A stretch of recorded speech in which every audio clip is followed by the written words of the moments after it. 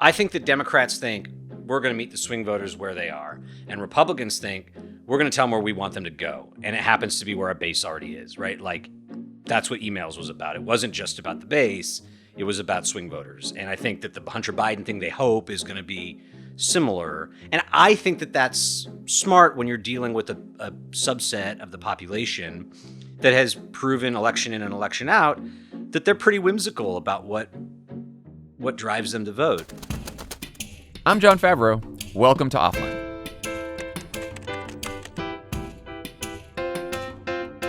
My guest today is Crooked Media's own Brian Beutler, our editor-in-chief and host of Positively Dreadful. So we're trying something a little different for this episode. It's a crossover between our two shows that touches on themes we've both covered, namely how pro-democracy forces can navigate a noisy, fractured online media environment that seems to favor extremism and disinformation. Basically, why aren't Democrats better at messaging? I want to be careful and fair in characterizing Brian's position, but he tends to think that Republicans have been more effective at drawing attention to the things they want to talk about, whether it's Hillary Clinton's emails, migrant caravans, or crime. He thinks Democrats should be less shy and more shrewd about drawing attention to Republican scandals and controversies. Here's Brian Beutler. This is the crossover event of the year. The century, possibly. It's what everyone's been waiting for. Offline and Positively Dreadful together at last. We should tell people that you and I have had sort of a long-running, I think healthy and productive debate about the Democratic Party and what it could be doing better, mostly in our private Slack channel. Yeah, we should just publish that and call it a day. We might as well. But so I think this is a great opportunity for us to sort of talk about that debate to everyone else, because I think it is actually more productive than most of the debates I see play out on Twitter. So what would you say you've learned about swing voters that you didn't know before you started doing The Wilderness? I think the main thing I learned is that they just do not pay attention that closely to politics. They do not consume politics that closely. I think that swing voters can be sort of ill-defined or oversimplified when discussed in the media or by pundits. And there's a tendency to think that they're all moderate. There's a tendency to think that they don't have sort of strongly held political beliefs or opinions. And that's not necessarily the case. It turns out the case is that they just don't, in the course of their lives, they might follow the news, they might scan headlines, they might check in a couple times a week, but they don't follow the news closely. They often have political views that are strongly held, but sometimes in conflict with one another in terms of what would categorize them as an ideologue in one party or a partisan in one party or the other. And they are willing to change parties between elections, and sometimes they're willing to vote and sometimes not vote at all in an election. So they come in and out of the electorate, and they go back and forth between parties. My sense of it is that because they don't pay a ton of attention to the news, and because they're sort of ideologically cross-pressured or inconsistent, hold sort of conflicting views in their own heads, that they're very different from one another. And to the extent that they have commonalities, it's not in their politics so much as in their circumstances in life, right? These aren't typically like wealthy people, right? They're not business magnates or professionals or people with graduate degrees who in general do tend to follow this stuff closely. And I think that helps explain why Democrats like to appeal to them on the basis of their economic circumstances.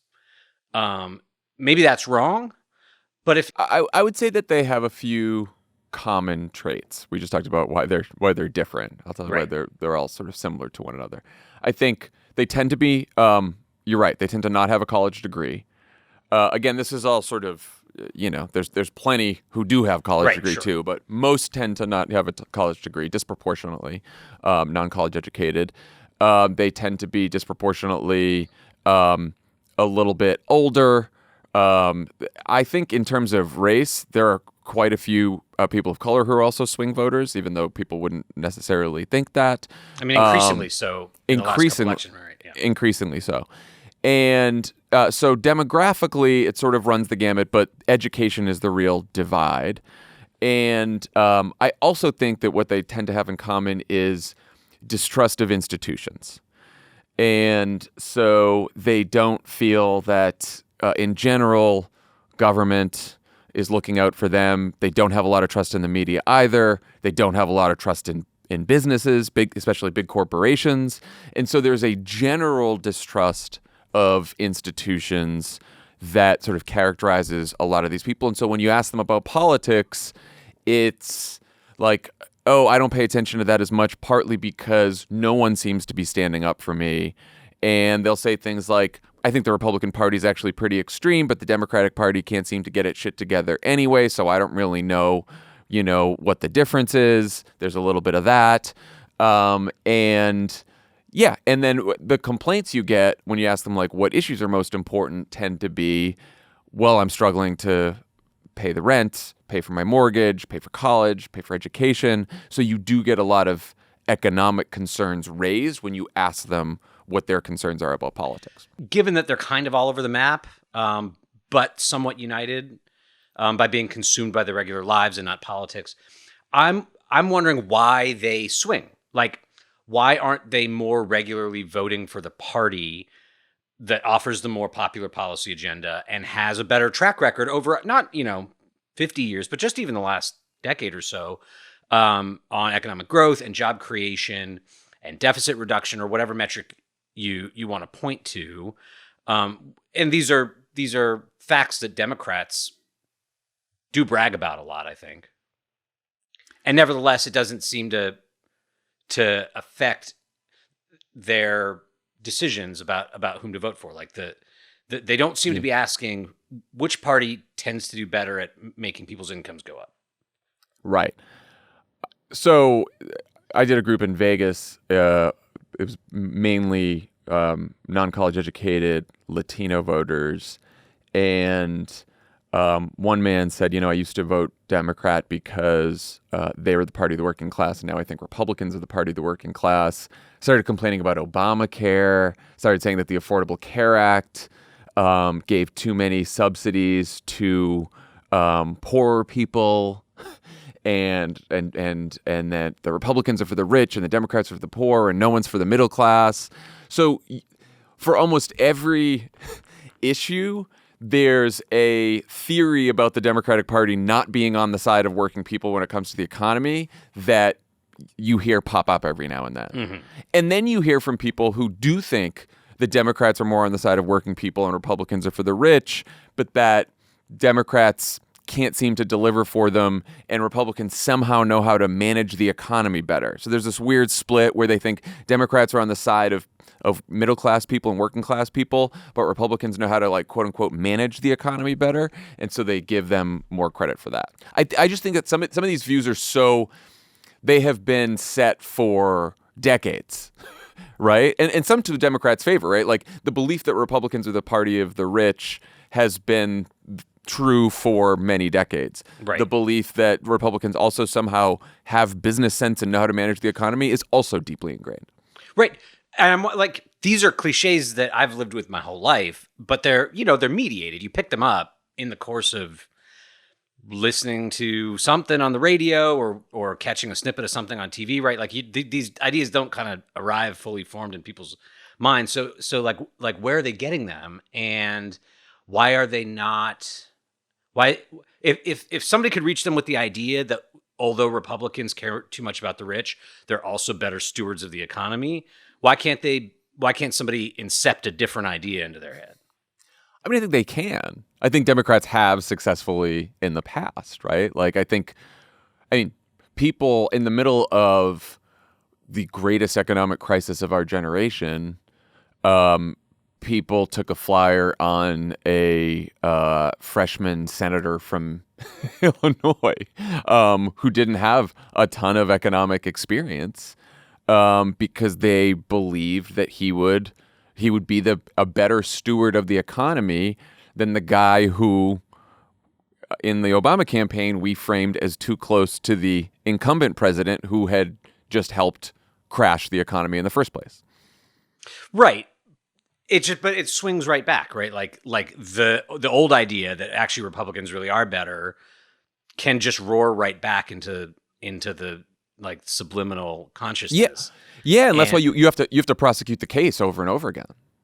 so, okay, so then as far as reaching and persuading and prosecuting that case goes, what does peak performance to you look like? Like, who is the Democrat that other Democrats can learn the most from? But don't say Barack Obama. I'm conflicting you out of saying Obama. Let's just like limit it to Democrats serving in office in 2022.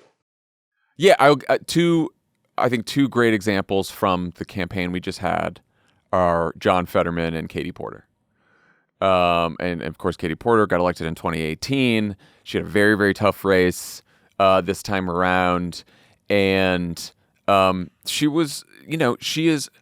I interviewed her for The Wilderness, and we talked about sort of the threat to democracy, which she is quite concerned about.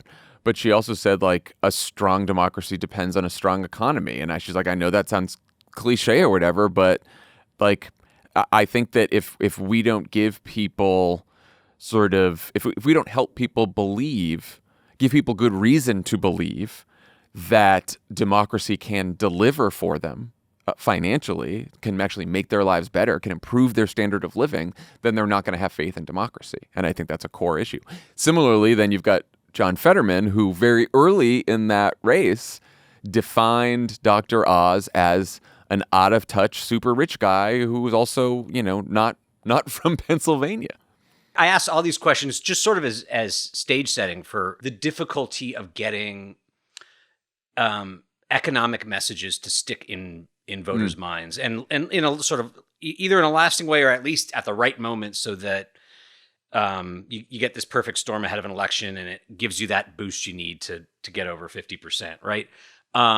Versus some like sort of lower brow things, kind of like what you were alluding to about how Fetterman was able to define Dr. Oz by just kind of brutalizing him. And so I think we agree that Democrats not named Fetterman or not named Katie Porter kind of fumble the ball or throw the game when it comes to picking those kinds of quote unquote earned media fights, or just trying to attract cameras to cover what they think is important. But sometimes I think I skip a step when you and I are having this discussion, or even when I'm writing Big Tent or whatever else, that when I get worked up about like, why aren't Democrats attacking or showboating or investigating or whatever else? And the step I'm skipping is the assumption that political journalists are fairly predictable, and that you can draw them in with scandal and high dudgeon and conflict and fighting, but you'll never get them to pay as much attention to kitchen tables as they will to like caravans coming up from Central America. And so I wonder if you think I'm wrong about that, and if so, like, what would it look like for Democrats to do a caravans type messaging blitz, but around the struggles of middle class swing voters? So I have a few thoughts on this. The first is I totally agree with you. It's much harder to get reporters to cover economic issues. But I also think, to your point on this, is that like Democrats aren't doing as good a job on this as they could be. Because I think not to always, the Fetterman campaign did this. We did this against Mitt Romney in 2012, right? These were not campaigns about economic issues per se. They were, but they were campaigns about the economy, about who is on your side. So it was much more of a character campaign on both sides, in both the Fetterman case and the Obama case, than I think we usually see from Democrats when they talk about the economy, in which they just sort of like list out various economic issues. Like John Fetterman's whole campaign was like, Dr. Oz does not give a shit about you. He is a rich guy who is not going to fight for you. I am going to fight for you. Here's why. Here are my policies. Here are his policies. So you still talk about the policies. You still talk about the agenda, but you do it in a way that sort of fits in with the larger characterization of your opponent that is about their values, that is about what they care about, what they stand for, who they are, where they come from. Like, you've got to fit all of that into the story. And I don't think Democrats do that well. And I think that if you do that in a way that Fetterman did or we did in 2012, then reporters are more likely to cover the conflict, because now it's sort of like your traditional conflict and it's more about character attacks. Reporters love things that are about characters instead of about policies, right? And so I do think that the reason that some Democrats shy away from this is actually because there's this fear of economic populism that comes from, like, a lot of the people that Democrats hang out with now being a very college-educated party, whether it's donors, whether it's media elites, whether it's whoever, they don't approve of economic populism. They think it's I don't know, it's like beneath us or something. A little dirty. I am obviously a big fan of Barack Obama's political skill and John Fetterman's political skill. I think these are very talented politicians.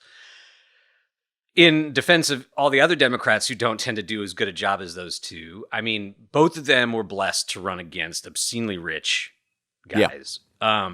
Fetterman in particular was blessed to run against an obscenely rich guy who had nothing of merit to offer, right? Like just a clown who got rich because he was a TV guy.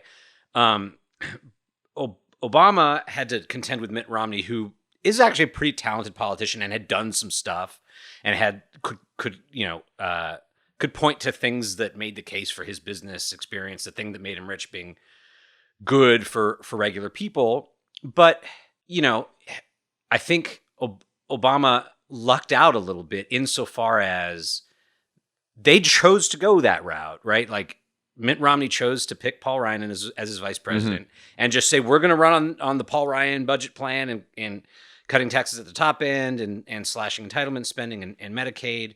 And we're going to lean into it. And it ended up being like the most substantive campaign I've ever covered as a reporter. And probably like the most honest campaign I've watched a Republican run, even though they obviously hit the ball about all kinds of numbers and stuff like that.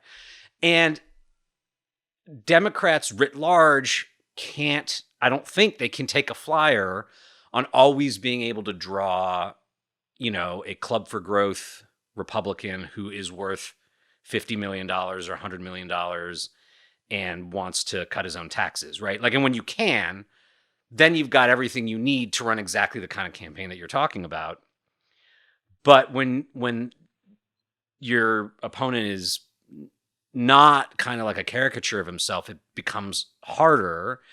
And maybe you have to look even like deeper than their wealth to like deeper down into the mud for like things about them that are just kind of stinky. Do you know what I mean? Yes. We were definitely helped by Mitt Romney being the opponent and Mitt Romney picking Paul Ryan, right? Who's, like you said, whose plan to cut Medicare and Social Security and the tax cut, it was like a gift to us, right? A political gift.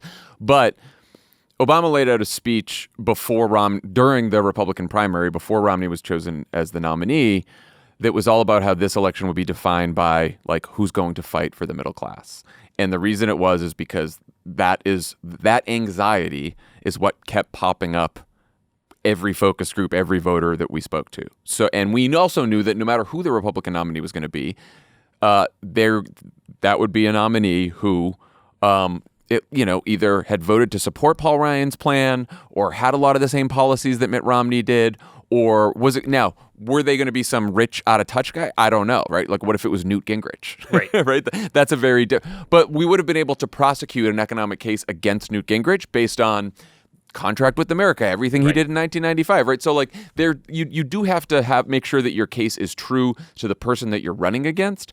But I think that you have to start with, okay, what is it that people care about right now? What do they want to see from their government? And then make a case based on that, and then figure out why your opponent, in what ways your opponent stands in the way of that vision. I'm just imagining myself right now covering the Obama Gingrich 2012 race that never happened and screaming at the TV that Obama refuses to talk about Gingrich's extramarital affairs or whatever else and not get down in the mud and like, why won't you do it? Well, but no, okay, this is a great point, because I think sometimes the way this debate plays out is like there's people who want Democrats to talk about kitchen table issues, and in fairness, a lot of Democratic politicians do just talk about kitchen table issues, and then there's people who say, like, you got to hit harder and you got to go after character, and we got to talk about things like democracy and abort. And I don't really think that's the right way to think about the debate, because when I talk to focus groups, when I talk to voters, they did talk a lot about costs, right? That was like the first thing you hear. But I also heard in a lot of these groups, at least in this election, I heard about abortion, especially after Dobbs, and people were very, very afraid about abortion bans. I heard about gun violence. Like, this is the first year now where I had like multiple focus group participants talk about like friends that had been involved in gun violence, like gun violence that they seen, gun violence that affected their communities. And so I do. And then when I say in every focus group, I would say, like, what does the media cover too much and what does the media cover not enough? And when I say, what does the media cover too much, I heard over and over again the January 6th hearings. And then I would say, okay, well, what do you think about January 6th? And they were all like, oh, it was awful. It was heinous. It was scary. Trump was responsible. And then like later in Vegas, when I talked to some guy who was like leaning towards Ron DeSantis in 2024, I was like, oh, are you going to then vote for Adam Laxalt over Cortez Master? And he goes, oh, no. Adam Laxalt, a big lie supporter, big lie believer. Yeah. And so like he got like, they're sick. So it's a weird thing where people are sick of the coverage and they think it's like, there's just certain things that voters don't like, and it's usually things that don't directly affect them, right? And if you can make your case about yourself and about your opponent, if you can talk about that case in terms of how that affects the voter and not abstract theories or not just attacks on someone else, but like attacks on what someone's going to do to you if they are elected into office, then I think you're much more effective. Sure. Yeah. I don't disagree with that at all. I think that they did like the best thing they did all of last Congress, other than like the Inflation Reduction Act, was finally impaneling the January 6th committee. And I find myself wishing that they had leaned into it even harder in the aftermath of the election, because, I always detect this sort of palpable unease, like at least at the leadership level, okay, we'll try to get Republicans to buy in on a January 6th investigation, then waste 6 months when they finally like throw it back in our face. Then we'll do the House Select Committee, and they had the big fight, and they put Liz Cheney and Adam Kinzinger on it. And then they kind of like turned the committee over to Liz Cheney, because I think that they thought she'd be a better messenger for an anti-Trump committee, which is true. And also I think that they wanted Democrats to kind of be a little bit aside from the ugliness of like investigating and rubbing in America's face how awful Trump was. And then the election happens, and it turns out that like, even if people say that their top concern is the economy or costs or whatever, like they think the Trump stuff, the MAGA stuff, is disgusting. And like the Republican candidates who did the worst were the ones most tightly identified with January 6th and the big lie and Donald Trump. And I'd have to do a rundown, but like it only took Republicans to give themselves a little bit of distance from that for them to perform really well, irrespective of the kitchen table attacks that they were on the receiving end of. And to me, it was just like, here's a case in point where if the leadership was just willing to be a little bit more nimble and confident, then I think they'd all be better off and they'd have more members. and like, but I guess this is where I get confused about like where you stand on this. 'Cause I'm like, I don't know that if we talked more about January 6th, or if Democrats had leaned in more, and I don't even know what leaning in more actually look like. Like, I think most people in the country, we've seen this in polls for a long time now, thought January 6th was horrendous, hold Trump at least partially, if not fully responsible, abhor the violence around January 6th, and sort of penalize him for that, as well as Republicans who embrace that and embrace his attempted coup, right? His attempt to overturn the election. And I think that in a way is baked in, and I'm not sure I'm not sure who is out there, what voter is out there that is like, I have not made up my mind on January 6th, but if I hear more, then that will be what makes me vote for a Democrat over a Republican. So, I mean, what I tend, when I sit down to write anything that's sort of like Democrats should lean in more, I don't want to like leave it at that. I want to try to like say specific things that would make me feel like they were pushing in the right direction and confident that this was an effective line of attack, and sort of like understanding what the value was. So to me, the value is that when you're in the like last 2 weeks before the election, there is some population of voters that are going to make a call. These are the swing voters, and we don't really know what it is that at the end of the day makes them choose one candidate over another. And one thing that might be decisive for a fraction of them is what's kind of ambient at the moment, right? Like, and Republicans, I think, understand that. And so they're like, let's make stuff that's good for us ambient. And they, I think they do it in all kinds of disgusting ways. And usually it's about stuff they don't even personally think is super important. But they're kind of flooding the zone with that stuff. And I think Democrats don't do that really with the issues that advance. They think like sort of like what you were saying. They're like, look, we have maxed out on outrage against Trump.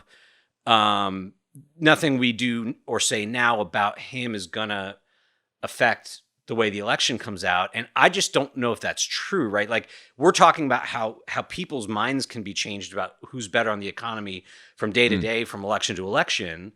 And so they could just as easily be like, okay, yeah, I didn't like Trump when he was doing January 6th, but he's not president anymore. And that's yesterday's news. And today's news is crime. And so I'm going to cast a vote for Republicans. And that's what I think like the lost value is like you have a home stretch of a campaign, and you want to catch people wherever you might happen to catch them with ideas, basically, or memes or whatever you want to call them, that remind them of what they don't like about your opponent or what they do like about you. And I think reminding them what they don't like about their opponent is an easier thing to accomplish than like, we passed the Inflation Reduction Act. It does this list of things, and we'll do more if you give us more votes. Offline is brought to you by bookshop.org. We've all been there. That feeling of existential dread when you're about to hit the checkout button on a book that's been sitting in your online cart, and worry if your money is going directly to funding a billionaire's mission to space, or maybe just another jet ski for his mega yacht. Yikes. Bookshop.org is here to help you feel good about buying books online again. Every purchase from bookshop.org supports local, independent bookstores. What a great service. What a great service. What a great thing that you can do. You can go buy books online, and you're not, funding what's his face there. Sure. Yeah. You know who we're talking about. Bookshop.org is a benefit corporation, which means that they're doing business for the public good.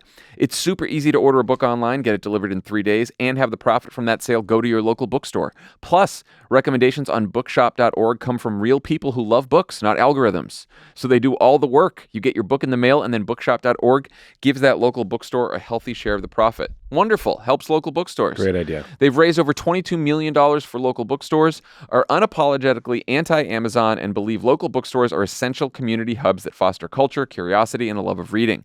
Bookshop.org is committed to helping local stores survive and thrive, and are a certified B Corp, named Best for the World by B Labs as one of the top 5% of B Corps in the world for their overall mission, ethics, accountability, and transparency. Feel good about where you buy books this holiday season. From history buffs to romance lovers, check out bookshop.org's hand-picked gift guides for every reader on your list this year. Use code OFFLINE to get 10% off your next order at bookshop.org and start making a difference today. That's code OFFLINE for 10% off at bookshop.org. Offline is brought to you by Shopify. Breaking news. Finding sales sluggish this quarter? Discover Shopify, the all-in-one commerce platform to start, run, and grow your business. Shopify makes it simple to sell to anyone from anywhere. Whether you're selling belts or coffee mugs, start selling with Shopify and join the platform simplifying commerce for millions of businesses worldwide. With Shopify, you'll customize your online store to your brand, discover new customers, and build the relationships that will keep them coming back. Shopify covers all the sales channels to successfully grow your business. From an in-person POS system to an all-in-one e-commerce platform, even across social media platforms like TikTok, Facebook, and Instagram.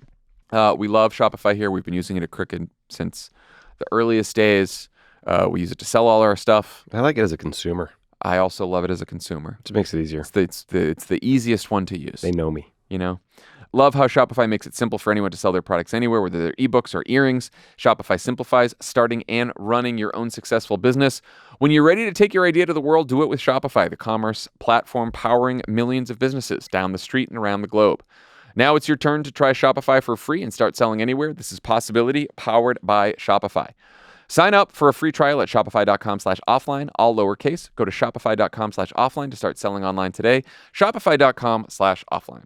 How do you think Democrats closed in the final weeks of this midterm campaign? Because if I had to summarize how the campaigns closed by both what the candidates were saying, what their advertising was saying, what they tried to make news about, and then sort of what party leadership tried to make news about, I would say they closed on abortion, and they were very tough on Republicans.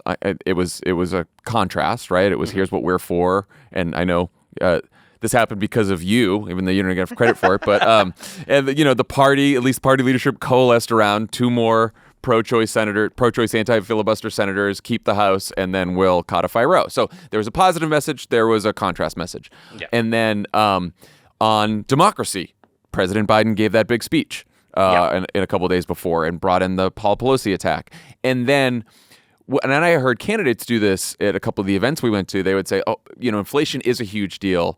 Republicans talk about inflation. They don't have a plan on inflation. And by the way, you put them in power, not only they're going to not reduce inflation because they have no plan, they're going to ban abortion and take away a whole bunch of our other freedoms. That was the message I heard over and again. So to me, that's sort of how Democrats close. Yeah, I think that's basically how I see things too. And to give them a grade or whatever, I think they did better than I was anticipating they would do in April, when it looked like they were going to get wiped out. And all they could think about was how are we going to overcome the inflation anchor around our ankles? And things looked really bad then, and I thought that they were just going to slip and just apologize for existing, right? And then that's not really what they did. It also gets hard because it's where do you stop where do you draw the line at who's propounding the Democratic message? If it's the candidates themselves, they did pretty well. If it's the Democrats who go on TV as surrogates, I think they did really badly. They were just spooked and talking about how we really blew it.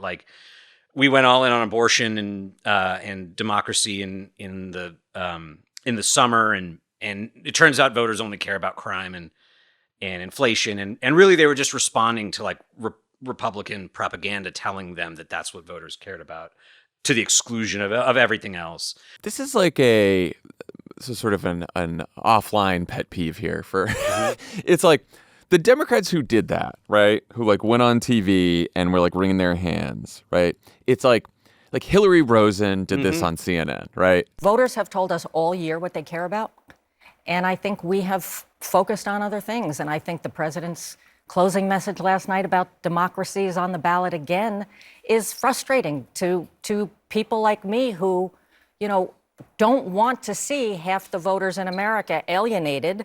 And that clip gets shared, and then everyone online gets really mad about Hillary Rosen for saying that. And there's a few others. It wasn't just her, but there's probably a handful, 5 or 6, because there's just not that many pundits on cable television.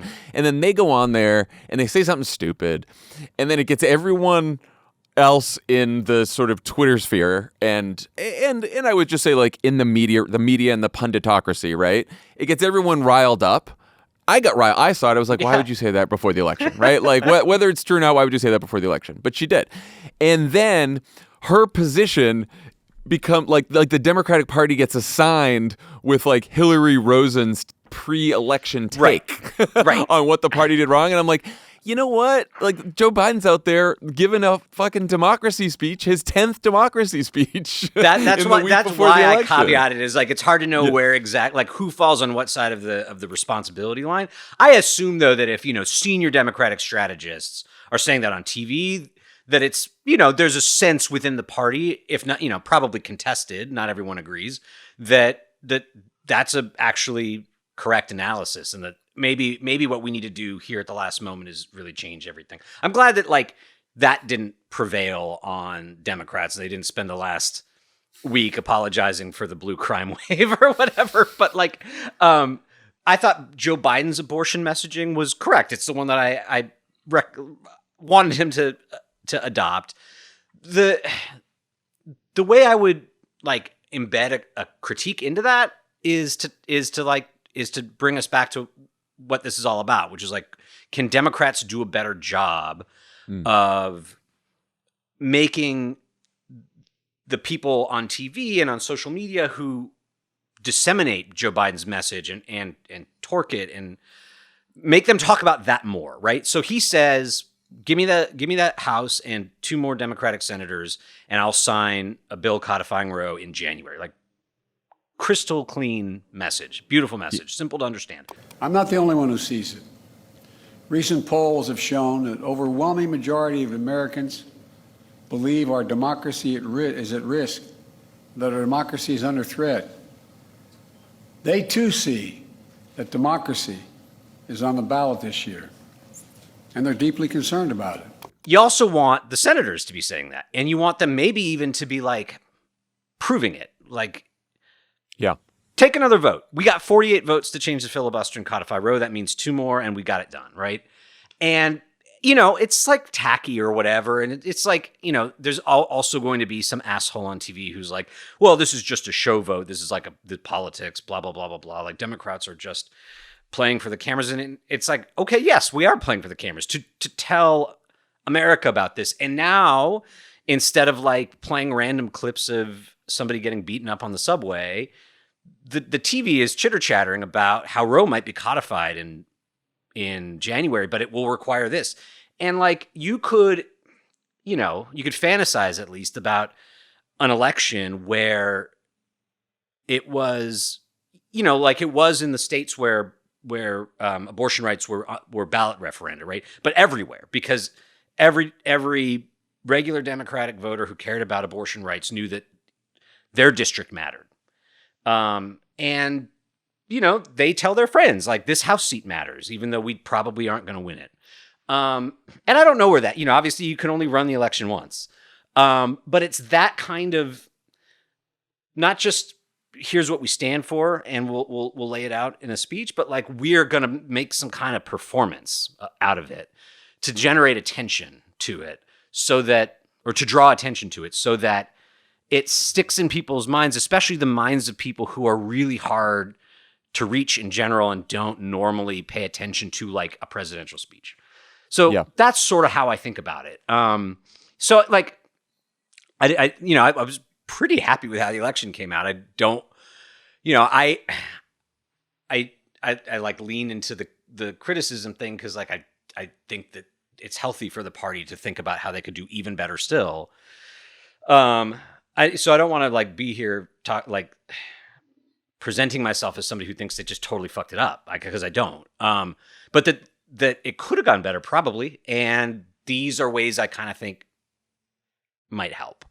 But that the people in charge of the party, maybe not Biden, because Biden actually is in charge, but the people in charge of the congressional campaign committees and the House and the Senate don't agree, or else they think it's too risky or something like that. And that's the source of concern for me about where's the party going to go from here, and how are they thinking about dealing with the fact that Republicans just keep buying up more media to disseminate more ideas? Well, yeah. So I think that the source of the problem here is not, and I'm not saying that you think this, but I think that it is not Democrats feeling like it's too risky, like they're afraid, like they they need to go high when the other team goes low, that they don't want to fight. Like, I don't think that's the source of a lot of the problems here, because I think we have seen that Democrats, especially in this last election, will punch pretty hard if there is an issue or that arises where they feel like they have the upper hand, right? I think the abortion fight is a great example. I think the democracy fight is a great example. I think that to deliver a message in this fractured media environment requires an unbelievable amount of coordination and repetition. And that coordination and repetition is far easier on the right because of the propaganda machine that you just mentioned, and because of the homogeneity of their voters and caucus, right? The more they shrink, right? And that they're a minority in this country, but it is a minority of mostly non-college educated white folks, and they sort of are, bound by similar beliefs, at least in the especially around in the MAGA crowd, right? They believe the same things, they have the same views. They can get consensus among their leaders, among their politicians, far easier than we can, now representing this sort of broad pro-democracy coalition that spans AOC and Bernie Sanders all the way to Joe Manchin and the Never Trumpers, right? And so it's much harder for us to have one consistent message that everyone feels like, okay, I'm going to deliver that message, because there's a lot of individual actors in this coalition who are like, you know what, my politics in my state, I don't care if Joe Biden told me to say, 2 more pro-choice anti-filibuster senators and we're going to codify Roe. I'm Joe Manchin and I don't fucking want to codify Roe. You know what I'm saying? Or I'm like Joe Manchin. Like Joe Manchin is the exception that we need the votes because of this guy Joe Manchin. It kind of helps the argument. Right, but it was so funny because I was listening to Jamel Bowie on this podcast a couple weeks ago with you, and he was like, well, the one thing Democrats really have to do now is codify Roe, because they said they were going to. And I'm like, no, we're not going to be able to. Nope. We didn't get the 2. We didn't get the House, number 1. And then we, even in the Senate, we're still 1 short. And so, is that going to be laid in the feet of Joe Biden and the Democrats? It shouldn't be. It's not. We just didn't elect enough people. No, yeah. I mean, when we recorded that, in partial fairness to Jamel, the House had not been called yet. And I think his idea was look, if you get the House in 51, you got to at least make an effort. And I think probably that if that had happened, there would have been an effort, and it probably would have failed, and we'd all be tearing our hair out. And I don't think it's just. I think there are some Democrats who think that the very partisan fights, the just savaging your opponent in that Fetterman-esque way is beneath them, and that Democrats are liberals and they want to persuade people, and not just by making people hate the other party. So I think that there is some of that in the party. But it's not the main thing that I'm concerned about. I think that there's a lot of, if we say what's on our minds about these people who want to throw out the democracy, establish a dictatorship, make women carry pregnancies to term, it's going to be really hard on Abby Spanberger, and thus not worth the risk.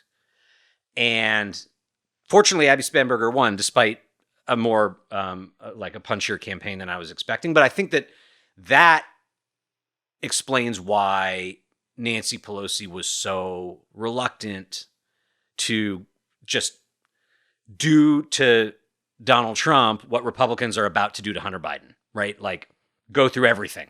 And but I think it goes, this is why I brought up emphasizing how issues or fights will affect people's lives, because I think that the reason that the Democrats leaned in more on January 6th than some of these democracy issues than your typical investigation of Donald Trump, let's say the first impeachment, right? Right. Is because you could more clearly draw a line from Trump's actions and potential future actions and what that could mean for the average voter, which is that either there's violence, or even in the best case scenario, you vote for someone and your vote is thrown out. Right? That is a real life effect on someone. Abigail Spanberger, the reason she ran a bunch of very tough abortion ads in that race is because that is an issue where it's Like, this is about your freedom and your body, and they want to take it away, and I don't. And she was not afraid of that. But if you're investigating someone and it's like, oh, Donald Trump had some shady dealing, it's horrible, but it's harder to make that connection to like people's lives, I think. I go back and forth on how much the people's lives. I mean, with the abortion thing, obviously, like it's not just like that seems wrong to me. It's like this is fucked up in very obvious ways and ruining people's lives all over the country, right? The January 6th stuff and the big lie stuff. Did that resonate because people are like, oh, well, like, you know, if elections aren't free and fair, then down the line that might cascade into my own life and have a personal impact on me? Or is it just like, these guys are thieves and liars. These are crooks. And sometimes, you know, like, maybe it's just a case by case thing where like when there's like a real nexus to people's lived experience, you make the connection. But when it's just that you have the goods on them as a crook, like that should be enough, right? Like that's really good.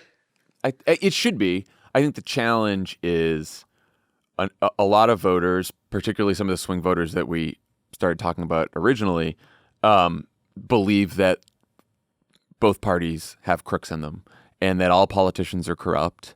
And it's a matter of degree, and maybe Republicans are a little more corrupt than Democrats. And this is partly the fault of a mainstream media that for decades has tried to prove its worth by saying, I'm going to take down Democrats and Republicans, right?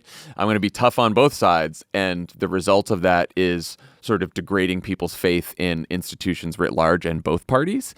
And so sometimes there's this institutions suck. Yeah, no, sometimes they do. Sometimes you have to. But the result is a lot of voters thinking about politicians, oh yeah, he's a crook and a liar, but I guess that's what politicians are. I think there's like one piece of data on this election, which is that these Republican MAGA Secretary of State candidates who were like very willing, openly willing to overturn the next election and do Donald Trump's bidding, like they did worse than even the other Republicans on the ticket, the Senate candidate or the gubernatorial candidate, whatever. Like, and I was worried about that because I thought these are races where people aren't paying as much attention and they might just go and vote their party.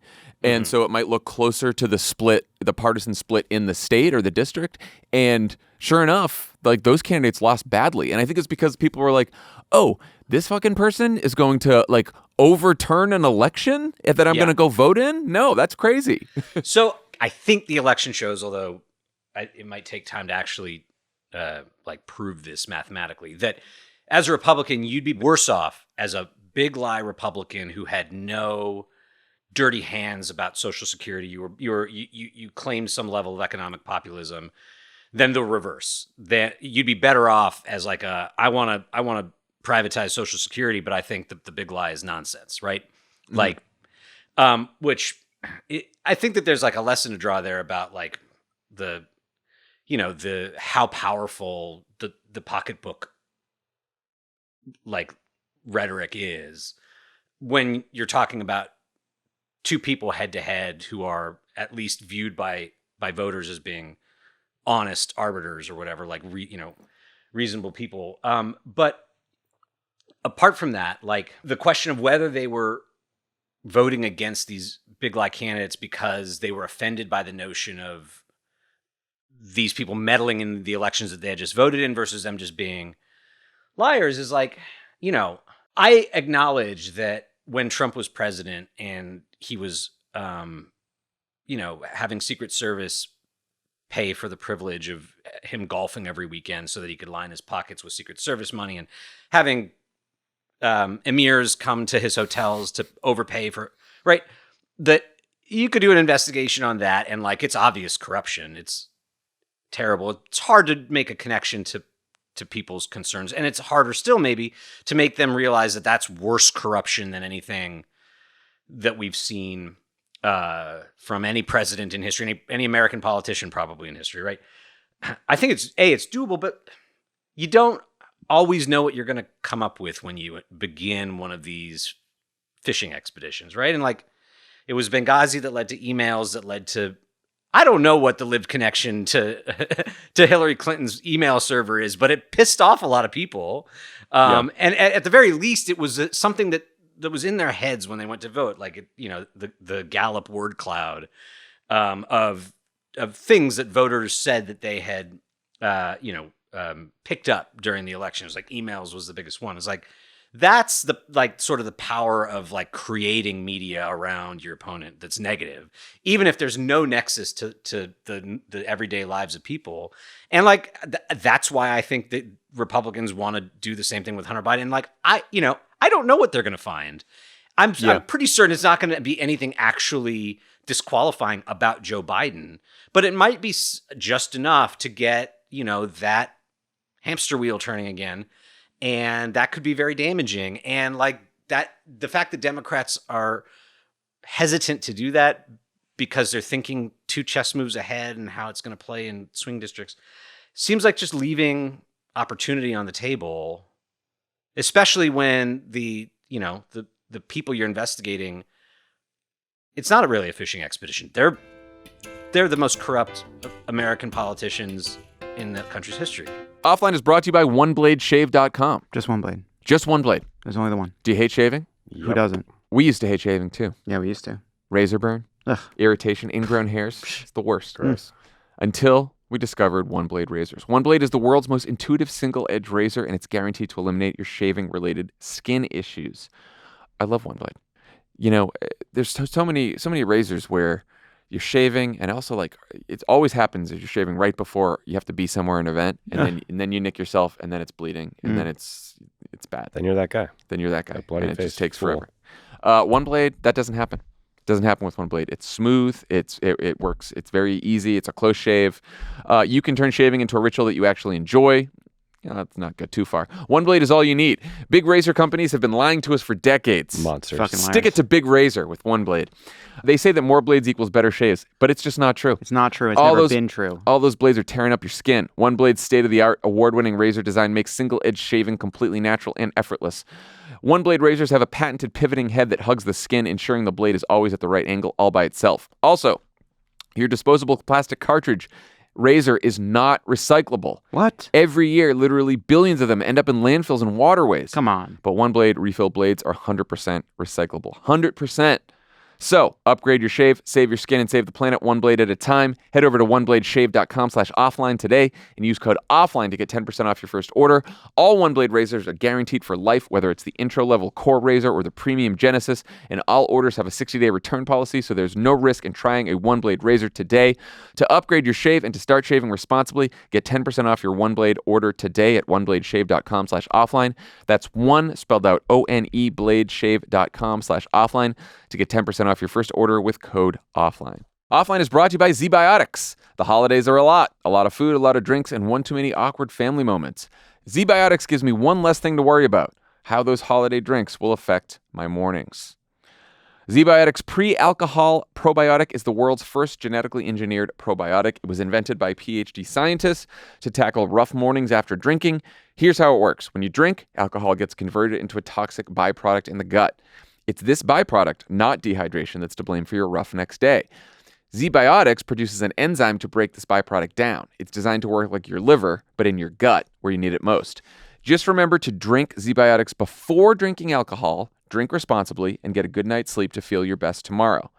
Look, you guys know what we think about this. You know what we think about I it. love this thing. We love it. It is... Little baby bottles of magic. It works. Just don't forget, you got to take it before. Yeah. You Gotta can't take take it it Can't sneak it in during. after. You can't... Can't sneak it in the next day. You got to take it before. Gotta And take if it you drink it before. before, you're going to be feeling great. Gonna feel great. It is a great, great It's product. a great product. Give ZBiotics a try for yourself. Go to zbiotics.com/offline to get 15% off your first order when you use offline at checkout. ZBiotics is backed with a 100% money back guarantee, so if you're unsatisfied for any reason, they'll refund your money, no questions asked. The holidays are upon us, and ZBiotics makes a great gift. It's unique, thoughtful, and under $40. Many of us will be having more drinks this holiday season, so order today to get ZBiotics in time. Remember to head to zbiotics.com/offline and use the code offline at checkout for 15% off. Thank you, ZBiotics, for sponsoring this episode. They have opened a lot of investigations over the last several years. I think the question is, there is a finite amount of time and space Yeah. to discuss politics every day, particularly in a fractured media environment where it's hard to get a message out. And what do you focus the message on? What do you make news on and not make news on, or try to prioritize over something else? And those decisions, I think Democrats are more likely to prioritize, okay, what are these swing voters going to care about? Republican politicians, for good or for ill, and you could argue for the last couple elections it's been for ill, tend to prioritize what's just going to get our people excited and angry. So I think it's kind of two at once. Like I think that Democrats think we're going to meet the swing voters where they are, and Republicans think we're going to tell them where we want them to go, and it happens to be where our base already is, right? Like that's what emails was about. It wasn't just about the base; it was about swing voters. And I think that the Hunter Biden thing they hope is going to be similar, and I think that that's smart when you're dealing with a subset of the population that has proven election in and election out that they're pretty whimsical about what drives them to vote. Even the Hillary thing, like the emails became it played into long-standing concerns about Hillary Clinton, right? Sure. I think, what did Kevin McCarthy do the last couple of weeks? There's all the Hunter Biden stuff is swirling around there. There's all the investigations he can do. He goes down to the border and he makes it about the border, right? That is something that, on the flip side, a Democratic leader would do, because he's looking at polls and he's thinking to himself, their real political liability, the administration, is how many people are upset with what's going on at the border. And even folks who are in favor of a pathway to citizenship, there's enough of them that tend to think the border's out of control. Whether they think it should be tighter border security or less restrictive border security, they think it's out of control. And so they feel like that's pushing on an open door. Like, if I don't think that Kevin McCarthy right now is thinking like, oh, this Hunter Biden thing, this is political gold for us. Like, I don't think, and that's why some of the moderates, or at least some of the Republicans, I won't call them moderate, but some of the Republicans who were just elected in Biden districts are very wary of going down this path on some of these investigations. But I think McCarthy thinks, well, I can get everyone together on this border issue. That's going to be easier politics. So I think Kevin McCarthy is just smart enough to do both things at once, but no smarter than that. Because like, I was going to say, I wouldn't give him that much credit. Because it's the same Kevin McCarthy who like lost the speakership in 2015 or whenever Paul Ryan took over, because he went on TV and he said, we created the Benghazi Select Committee to trash Hillary Clinton, and look at her poll numbers going. That's the same guy. The game. Yeah. Everybody thought Hillary Clinton was unbeatable, right? But we put together a Benghazi special committee, a select committee. What are her numbers today? Her numbers are dropping. And so I think that he's not sure what the Hunter Biden, and he has no problem letting Jim Jordan run wild on that, and like he's gonna let whoever the Comer, I forget who's gonna run point on impeaching Mayorkas just for fun. Something about the border probably, and just see where it goes, and not, yes, probably the newly elected New York Republicans who, if they want a second term, are going to need some distance from that kind of thing, or think that at least, are going to plead with him to not let that get too out of control. And like the flip side of it is, Kevin McCarthy could go to them and say, look, if we drag Joe Biden's approval ratings from 46 down to 40, you're going to get reelected. And he will. He'll say, that's exactly what I'll say to them. Yeah. But Nancy Pelosi could say that to whoever's nervous in her caucus about whatever else. And this is ultimately the core of what like exasperates me, is like, the risk reward calculation seems all off to me. Like the risk of going after your opponent seems very low. The reward, if you strike gold, seems like you win the election. It might be easier to sort of like let's look ahead over the next couple of years and like what Democrats should do to get themselves in a better position for 2024, or to get themselves in a position to win in 2024, right? Like I would argue that the economy is still going to be a huge issue, right? And if inflation continues to stick around, or gas prices go up again, which are two things that the President Biden has very little control over, they are going to have to prosecute a case on the economy that is sharper and breaks through more than it has over the last several years, right? But they are also going to have to be opportunistic in terms of jumping on controversies, issues, and creating controversies and issues around positions that Republicans have taken that are incredibly unpopular, or associations they have that are incredibly unpopular. So, for example, we're recording this on Monday, but the news is all about Trump's dinner with white supremacist, neo-Nazi Nick Fuentes and Kanye West. And I'll tell you, like, I saw the reporter asked Joe Biden over the weekend, like, "Hey, what do you think about this?" And he's like, "Oh, you don't want to know what I think about it." And I was like, "Yeah, I do."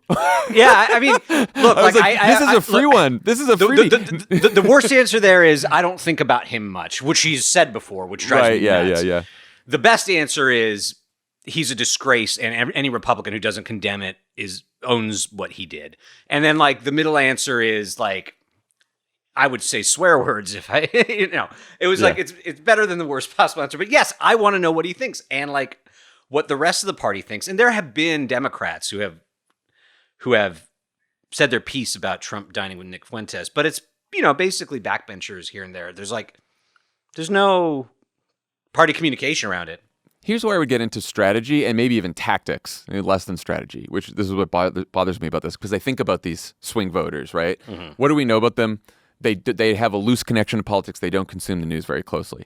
So if they hear or they see that, like, Donald Trump had dinner with some guy who might have said something anti-Semitic, right? That's what, because it comes across everyone saying there's no place for anti-Semitism. It's like, okay, there's a lot of anti-Semitic people out there. There's a lot of statements that can be classified as anti-Semitic. Nick Fuentes, like, wants Jewish people to leave the country. He believes in racial segregation, right? Like, these are, like, and I think Democrats can't just, if they're going to talk about it, it's not enough to just condemn Donald Trump and ask people to condemn Donald Trump. Like, you actually have to give people the information about the controversy, and especially someone this extreme, in a very clear way over and over again. And I would Joe Biden, if I was the leaders of Congress, I would have every Democrat out there talking about this for at least a couple days to get it out there.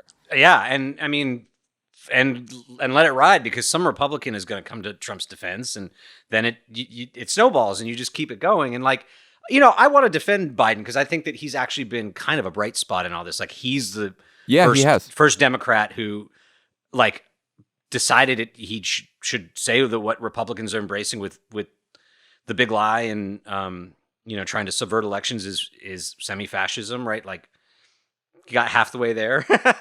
And, like, if and when he breaks his silence, which he might by the time this totally. I think that what he would say about Trump dining with the neo-Nazi will be pretty good. It's just that, like, I don't think that Ilhan Omar is not a neo-Nazi, but, like, she doesn't even have to say anything that's even that controversial for the whole Republican Party just in an instant. They sent an email around to all their members. They're all talking about it. There's a vote on the House floor. Democrats joined to condemn her. And it's that, like, instinct, that sort of, this is, of course, an issue that benefits us. We should definitely press it, that I think has been missing from the current congressional leadership. So I guess maybe we can close the conversation by talking about what you anticipate from the new class that's coming in. Because since the last episode of Positively Dreadful, Nancy Pelosi announced that she will not seek the leadership position again. All the existing senior leaders are stepping down. They're all very old. They've all been there forever. But they've essentially anointed Hakeem Jeffries to take over as minority leader. And sitting here, I'm going to forget the other two. Catherine Clark Aguilar and Catherine Clark and Peter Aguilar, right? Are going to be the two deputies. And I'm curious for your sense of, like, whether you think that that's going to bring with it a bit more of this kind of nimbleness, the willingness to, like, just jump on the Nick Fuentes thing, or if you think that the fact that they were sort of hand-selected by the outgoing leaders is a sign that they were selected for their willingness to continue running the machine the way it's been running. I think they will. I think Hakeem Jeffries will be a bit more pugnacious. Probably not as pugnacious as you hope. Probably not. I would imagine. But look, I think what we're seeing, well, at least what I've seen over the last couple of years, is they're getting the example you use of like the entire Republican machine turning on a dime with to condemn a statement that Ilhan Omar makes. I think that the Democrats over the last couple of years have gotten better at that. There's always like a couple day lag, which we're in right now. I'd be shocked if by the end of the week, like most Democrats hadn't come out and said something about Trump and Fuentes, right? Unless they just like avoid the cameras and the microphones and they're all crazy, right? Like they shouldn't, right? Like they shouldn't shy away from it. I think it takes us a little longer to get there, but I think it's sort of like, figuring out how to use a muscle, right? It's like they're trying to exercise that muscle and they haven't for a long time. And so I think that it's going to get better, but probably, not as fast as we'd like. I saw that Brian Schatz, who's friend of all of the pods, make the point, which is true, that if Raphael Warnock wins the runoff in Georgia, the majority will go from 50-50 to 51-49, which frees up Democrats in the committees where they'll have a one-vote majority to issue subpoenas unilaterally. If and when that happens, if we're lucky enough for that happens, then Democrats can fight Republicans, subpoena for subpoena, investigations for investigations, with real investigations to both neutralize the Benghazi effect and root out real corruption. And I guess the importance of the Warnock race is that we'll have like a little test case of whether they would put that extra increment of power to real use. And if they don't, if they hold their fire because they're worried about Mark Warner's Senate seat or whatever, then you'll haul Chuck Schumer onto Pod Save America and make him explain himself. Look, yes, I will. And I will just say, like, poor Chuck Schumer, I have given him a lot of crap over the last year. Like, Chuck Schumer did okay. He did. He did okay. Yeah. I mean, for all the he landed the Inflation Reduction Act. They kept the Senate. It's could have, Yeah, I think I don't want to end up any place sticky, but like the look, I am not some huge Chuck Schumer stan, I'm just gonna say I give him some credit. I give him a lot of credit. Yeah, I mean the Senate Democrats' performance in 2020 and 2022, I think in general was better than the House Democrats' performance those same elections. And yeah, and look, I think and obviously but the 2024 is going to be a brutally tough election. Yeah, but I agree with you that Republicans start down this investigation path and Democrats have the power to go subpoena for subpoena, then they should, of course, if nothing else than to defend themselves. Yep. This was fun. I think now we agree on everything, yeah.